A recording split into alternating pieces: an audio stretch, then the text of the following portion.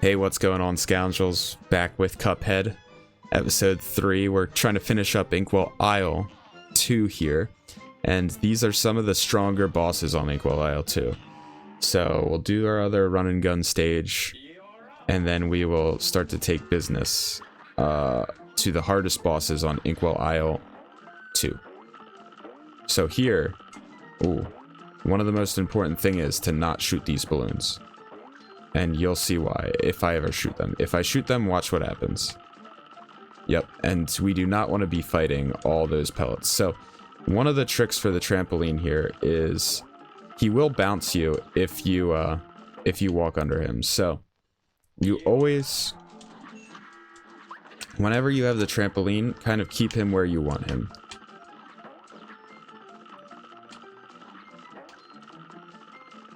Yep, so see how I'm kind of like, I'm letting him bounce me, but I'm using my dashes to kind of speed him up or slow him down depending on what needs to be done.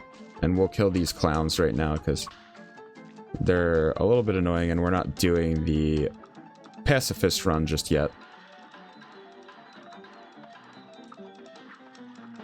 So that's always a scary part. You don't really know where the ball's gonna come, and you can kind of, what the trick is for that is you let the ball fly by and then you do the jump if you really care about the health. Like if you're struggling through this one, you're really caring about the health, always let that first ball kind of bounce right before you do that. This guy we could have cheesed a little bit and not had to fight this section of the fight, but he's so easy, might as well just jump down. You could use the chaser if you're struggling with that guy, and really what the chaser does is it will just kill him. It'll just take a little bit longer. So these are the condiments snack run, which we'll just, for the non-pacifist run, this is a very easy section. Just kind of let the horseshoes from the roundabout take care of business. They'll kill all the enemies for you, and then look away from the hot dog as you, you know, dodge the condiments he tosses at you. And that's a pretty free run and gun. That one can sometimes be just as difficult as the last, but every now and then you just hit a good run. You hit a good run on it. Could have gotten an A, but really doesn't matter at the end of the day. We'll be coming back for him. Make that happen. Now we have enough to enter pork rind. We'll go get the charge. And so we can't get the crack shot or the converge because those are both DLCs. It would be nice to have the chaser. It makes certain levels very easy as a secondary gun, but we don't need it, so we won't take advantage right now. This level, you do need the secondary type of shot for your gun, which will be that little lobber type thing. For these, the eggs are going to shoot out at 120 degrees. It's way easier if you kind of just sit right above them, and we'll kill 2 of these.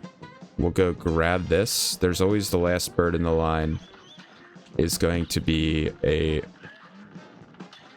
red one that's parryable, so we'll always take advantage of that. Oh, and we miss it. So right as this guy goes into his second phase, once he gets tired, we'll take some shots on him, and then we will take advantage of the fact that we can do this. So he's almost out of second phase. Some people have a lot of trouble with this phase, but honestly, once you kind of get the rhythm, you don't even need to go into small form. Oh, and as I say that, I die.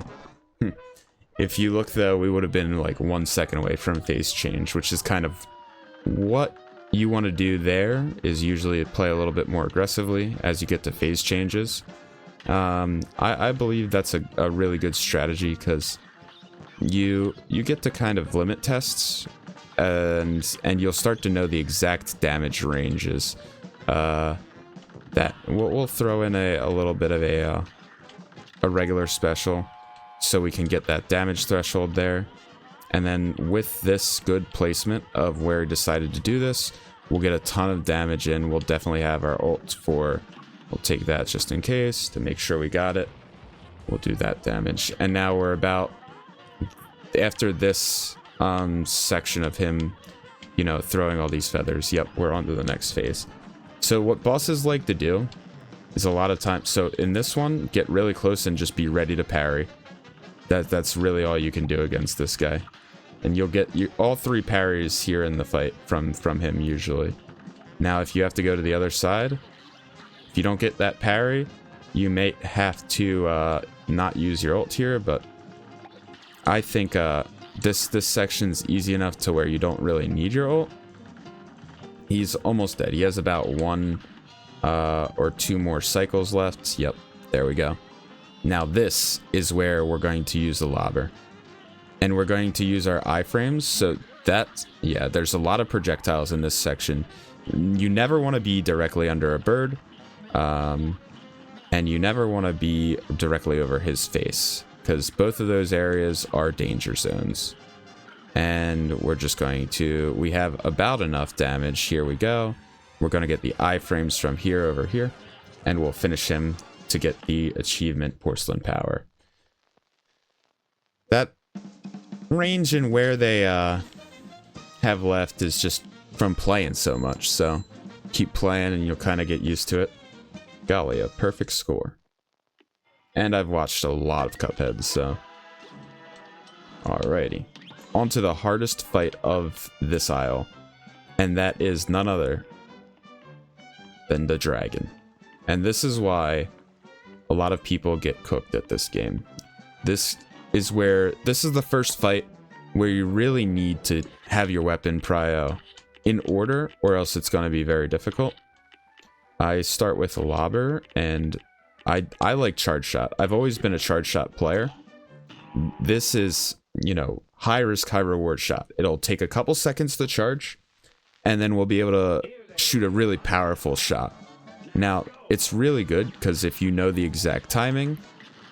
Oh, and then the other one we kind of would want, if we're going for an S tier on this, would be the... Alright, so see that tail? It's always going to be around halfway into the map.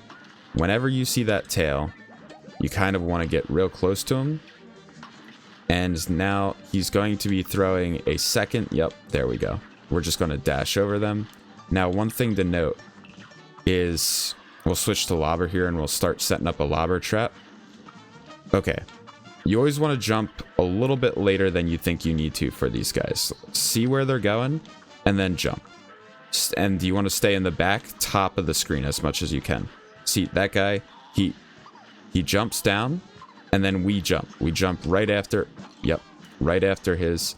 So right here would be fine to use your ult if you're really struggling with that phase, but I always find this phase is the worst. So here's where charge shot is very good, because if you shoot these fireballs, they will break into 4 and do a lot of damage to you.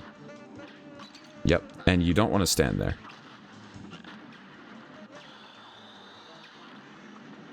So we'll do a couple, 3 more charges, and then we'll use our ult if we can get there. Oh, this is the other ult I was thinking about, so that will give us a little bit more than I... Well, that's not what I wanted. I thought we had Super Ult 1, and you can see we would have killed him. So I'm going to put Super Ult 1 on. That would have been a first try, sadly. We did not get it. But yeah, so you guys will get to kind of see the fight. You always want to be kind of half paying attention to what he... you know, is doing, and then half paying attention to where the clouds are. Cuphead, the name of the game is always to first survive, and then the damage is what matters.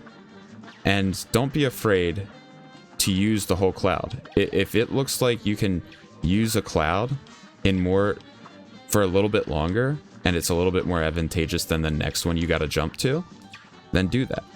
And see, here, we're going to set up our lobber, and we're going to ult right off the rip. And now one thing you got to be careful about is that right there. So off that ult, you don't get much of an iframe. So if you use it early enough, you'll get lucky, but sometimes that's not the case. So as you can see, we already almost have you can kind of abuse these frames. Now we'll switch to the charge. And we'll wait till he shoots his... Yep, right there. That's the most dangerous one. The one that's up top. Oh. So here we can change the lobber. Because they won't be... Oh. So we were one shot off. We could have ulted right after there and we would have secured the fight. We'll do one... I think we'll get it on this one. We'll see though. So if you can get that first ring, that's big because you can use that ult. Another thing you can do to make round, section 2 a lot easier if it's an area you're struggling with is if you ult before this finishes.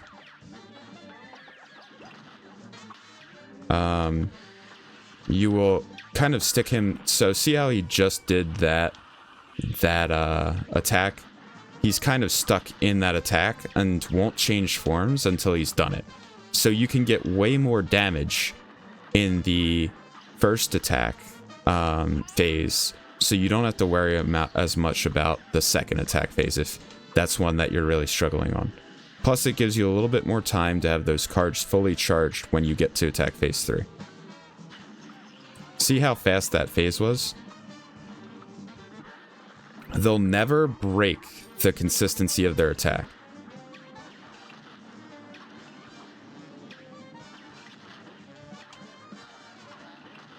So here we got to get to one of the top cloud areas and we can switch to the lobber. And now we're going to ult. See how we see that one cloud right there? One of the things whenever you're ulting on Cuphead, in one of the cloud, oh my gosh, we were one shot away.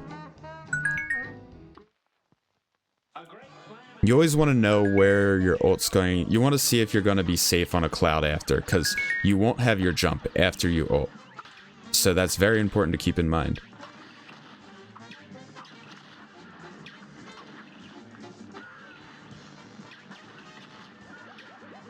So we I knew the tail was coming up there.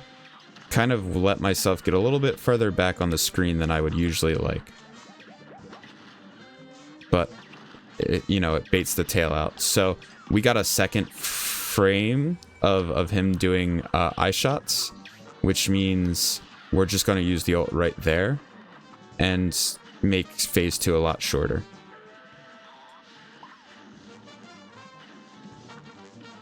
So you'll see me, I don't really like repositioning to the back when the guy's already in the crouch animation. I like doing it once he's no longer in the crouch animation. Oh.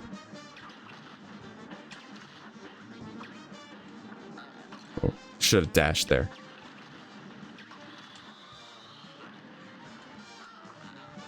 So once this gets fully charged, they'll be in kill range with it. Yep. So I'll do one shot. And then I'm already looking at where I'm going to. Yeah. There we go. And after, you can take free damage as much as you want. But pretty good. A lot of people struggle on that fight especially.